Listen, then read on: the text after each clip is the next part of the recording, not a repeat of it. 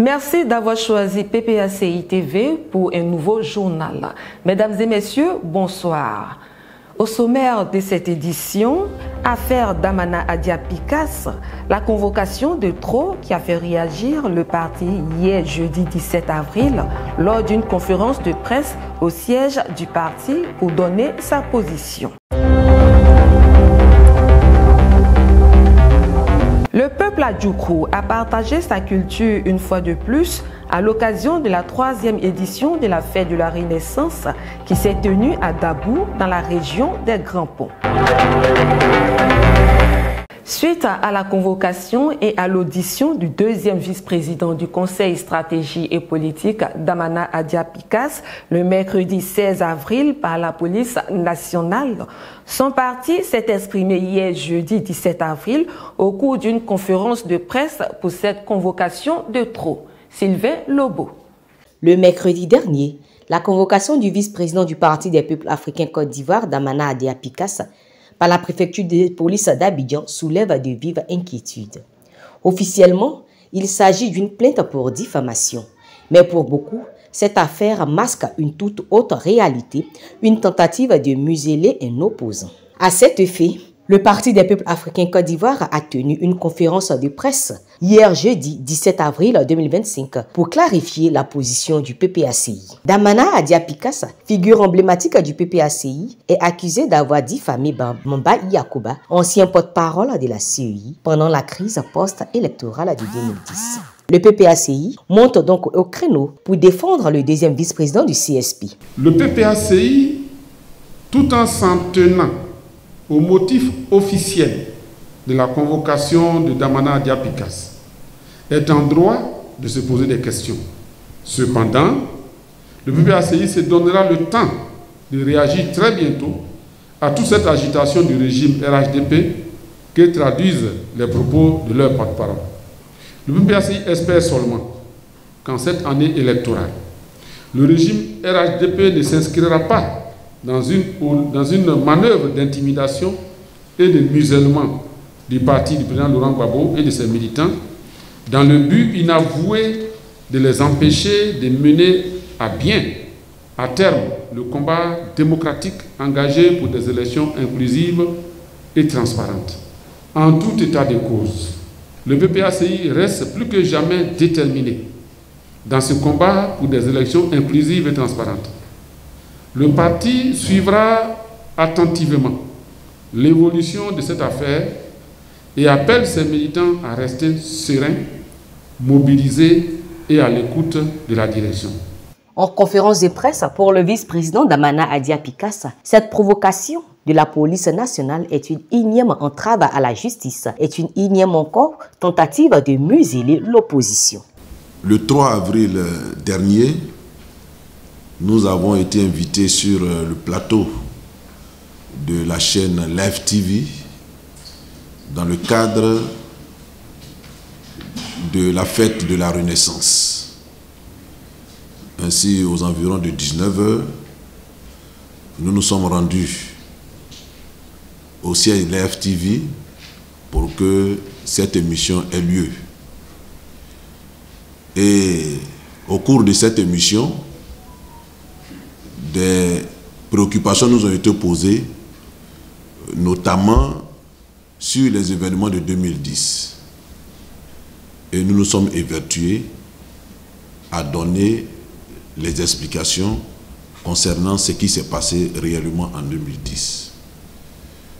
Il faut dire que ce n'est pas la première fois que nous tenons ce genre de propos. Nous avons été toujours constants depuis 2010-2011 sur les explications que nous donnons. Il y a ce qu'on appelle la continuité du service. Donc même si les dirigeants de ces institutions ont changé, mais ils ont un service d'archives. Et je le dis, ils doivent pouvoir conserver ces archives-là des élections de 2010. Nous leur avons déposé les procès-verbaux. Donc il y en a à la commission électorale indépendante. Il y en a au niveau du Conseil constitutionnel, voilà, et puis il y en a au niveau du facilitateur.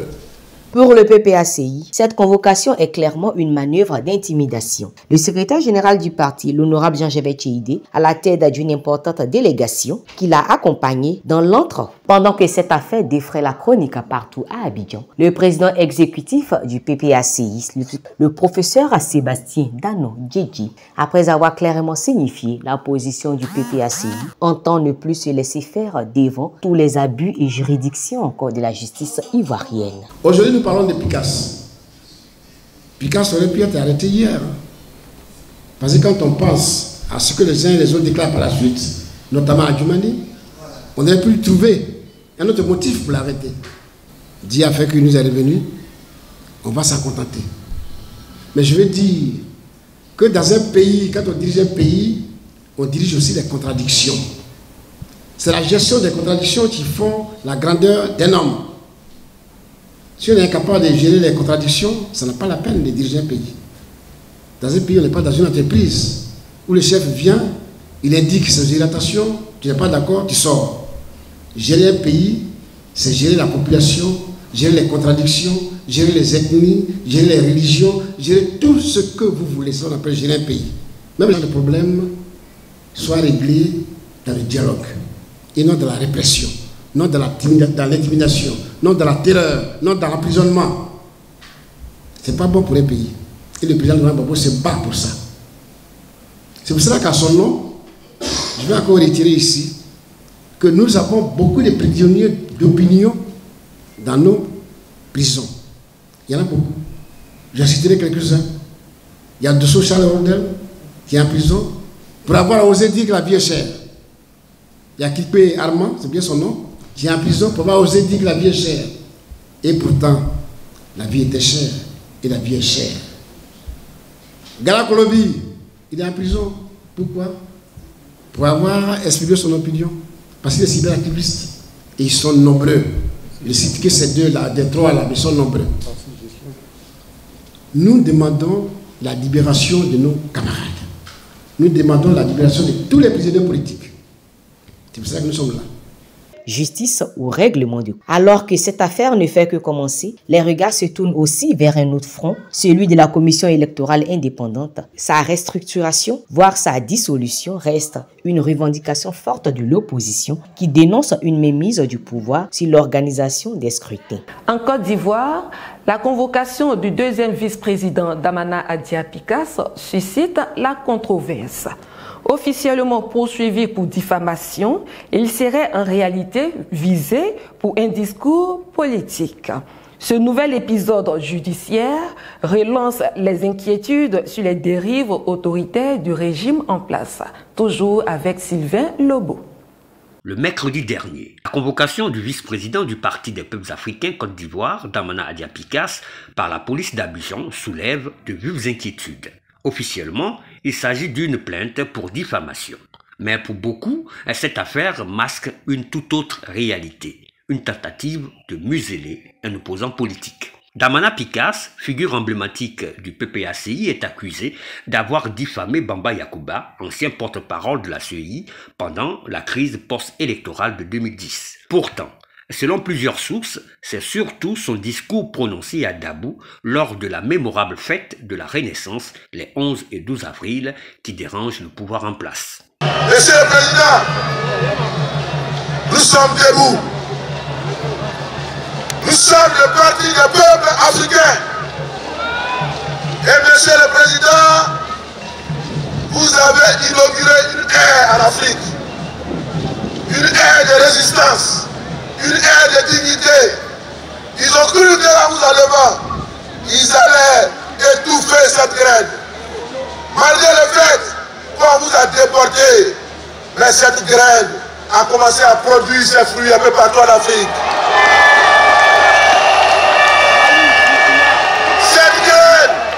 Cette graine a produit ses fruits au Burkina, cette graine a produit ses fruits au Mali, cette graine a produit ses fruits au Niger, cette graine a produit ses fruits au Tchad. Cette graine est en train d'envahir l'Afrique.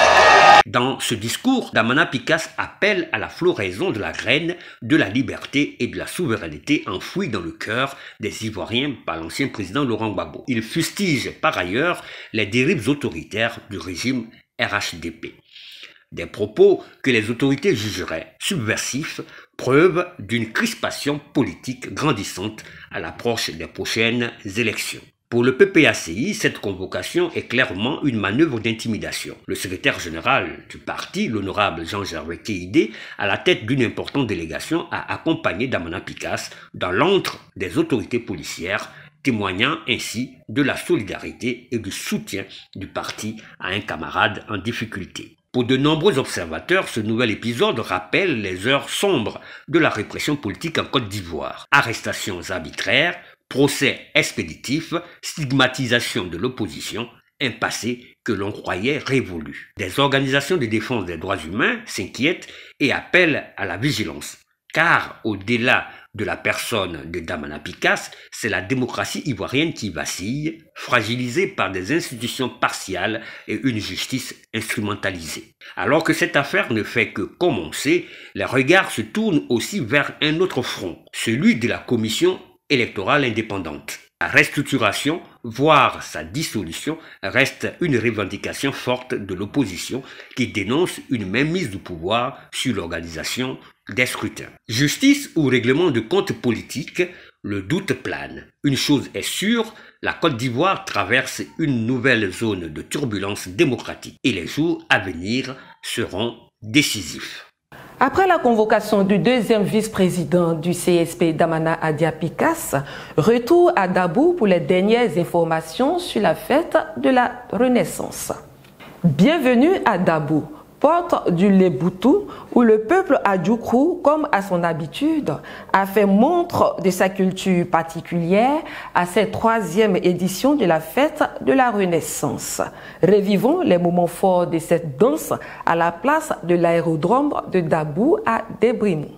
Comme à chaque fête de la Renaissance, depuis la création du Parti des peuples africains Côte d'Ivoire PPACI, le peuple Adjoukrou s'est toujours démarqué de par sa culture. À Yopougon, la danse guerrière s'est exécutée de la belle des manières. Elle a été accueillie chaleureusement par les militants et sympathisants, ainsi que des personnes qui découvraient aussi pour la première fois ce riche patrimoine culturel. Des femmes en uniforme et des hommes munis d'un tambour et des clarinettes font des pas de danse à couper le souffle.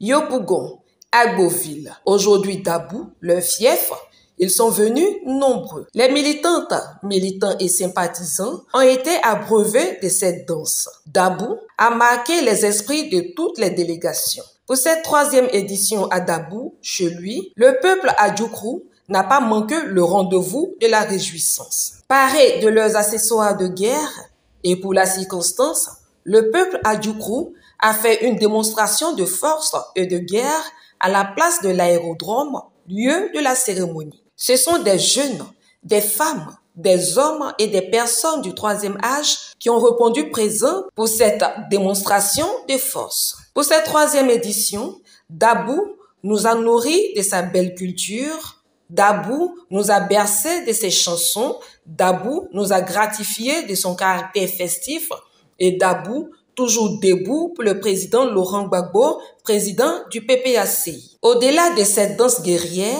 les différents chefs ont apporté leur soutien. Le chef de terre, figure de proue, chef très respecté du peuple, en qui le peuple du Leboutou se reconnaît, en qui toute la puissance revient, a confié cette manifestation au man pour sa réussite. Son message en dit long avec une libation pas comme les autres. La fête de la Renaissance, les 11 et 12 avril 2025 à Dabou, a été l'occasion pour le peuple Adjoukrou de partager sa culture comme il sait si bien le faire. Les personnes du troisième âge ont tenu à prendre part à cette cérémonie malgré la voie bouchée. L'aérodrome de Dabou est le site accordé au Parti des peuples africains Côte d'Ivoire pour la troisième édition de la fête de la Renaissance.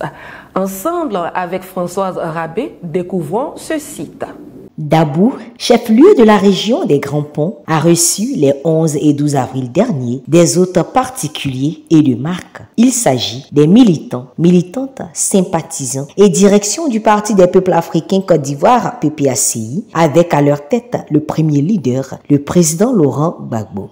Si la ville de Dabou, durant 2 jours, a été le centre du monde en matière de communication, l'arrivée à Dabou s'est aussi faite difficilement face au mépris des autorités administratives de la localité et certains cadres issus du Rassemblement des Euphotistes pour la démocratie et la paix, RHDP, ainsi que plusieurs cyberactivistes qui avaient appelé le peuple du Léboutou à refouler le PPACI. Pour refouler et décourager le PPACI, un site a été finalement accordé sur plusieurs demandés. La foule immense qui s'est déportée à Dabou s'est retrouvée à l'aérodrome de Dabou, dans le village de Débrimou, un site qui s'étend sur plusieurs hectares dans une palmeraie, loin de la ville. Savez-vous comment accéder à ce site? Par plusieurs pistes et un cimetière. La piste de ce champ de manioc, la piste de ce champ de palmiers et l'entrée principale de ce cimetière, où le sommeil paisible des défunts a été troublé durant 2 jours. Un aérodrome en pleine brousse, décrié par plusieurs internautes qui ont vu que du mépris pour le président Laurent Gbagbo. Le président Laurent Gbagbo, ancien président de la Côte d'Ivoire, dont certaines personnes actuelles de Dabou ont servi sous son autorité. L'accord de ce site, bien que difficile d'accès, n'a pas altéré l'ardeur et la détermination de tous pour se rendre au lieu de rencontre, écouter leur leader. Méchanceté, mépris, mauvaise foi ou peur, nul ne sait quel sentiment s'est dégagé ces jours-ci, mais tous sont d'avis que ce site, malgré tout, a accueilli l'une des plus belles et chaleureuses des éditions de la fête de la Renaissance. Ni le soleil, ni la poussière des pistes, ni les piqûres des insectes, ni la peur du cimetière n'a été un obstacle pour les militants et militantes du PPACI. Le monde entier a pu vérifier la vitalité du PPACI car les délégations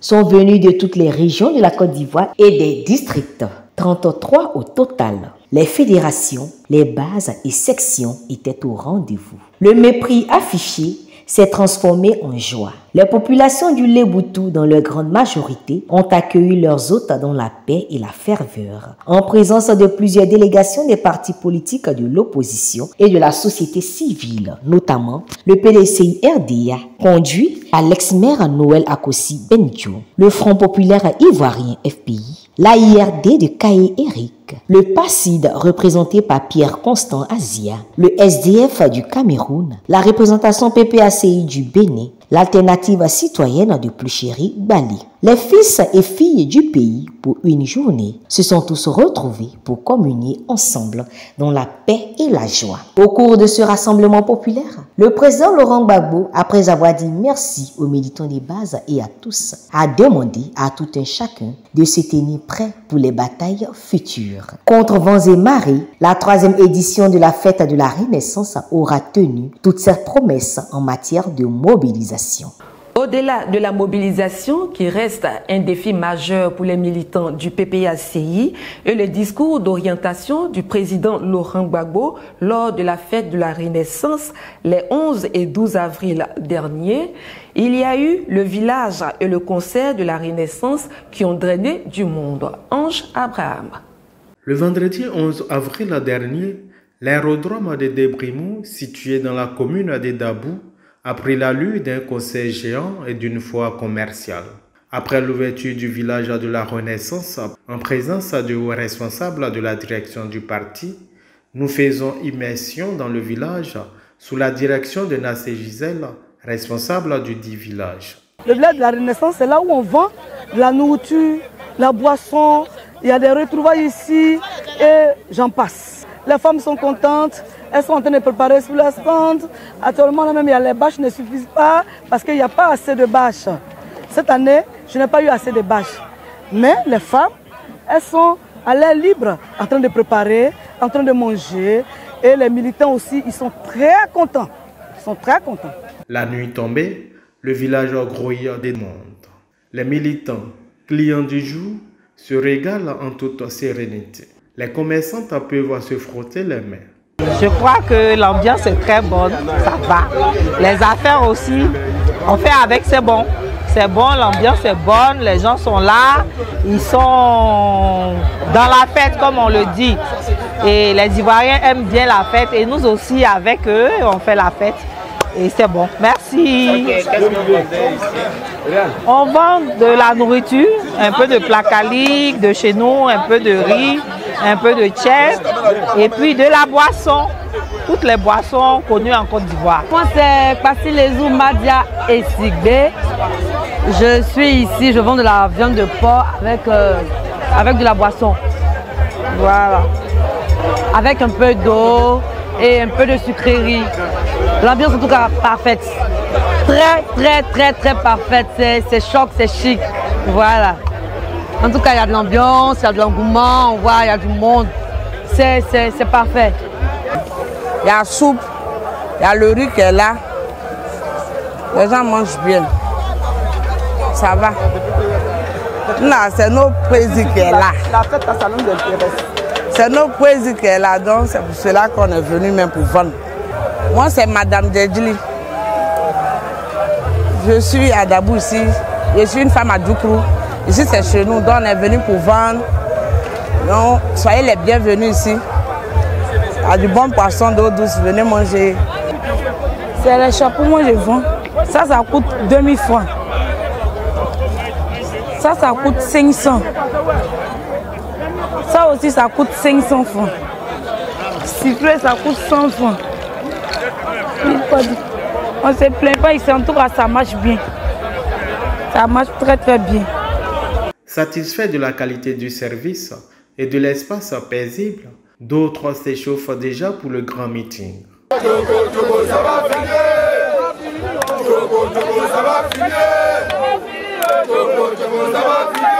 De l'autre côté, le concert bat son plein sous le regard vigilant des organisateurs. La foule en liesse esquisse des pas de danse sous les sonorités très prisées. Les responsables du parti se mettent dans le moule, ce qui présage d'emblée une forte mobilisation le lendemain. Et le signe n'est pas trompeur.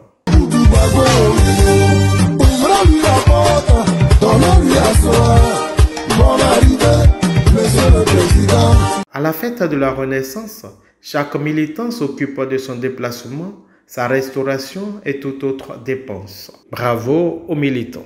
Voilà ce qui fait l'actualité de cette fin de semaine. Le dimanche 20 avril, tous les chrétiens du monde entier célébreront la fête de Pâques. Nous souhaitons une joyeuse fête de Pâques à toutes et à tous, et particulièrement au président Laurent Gbagbo. Merci de nous avoir suivis. Au revoir.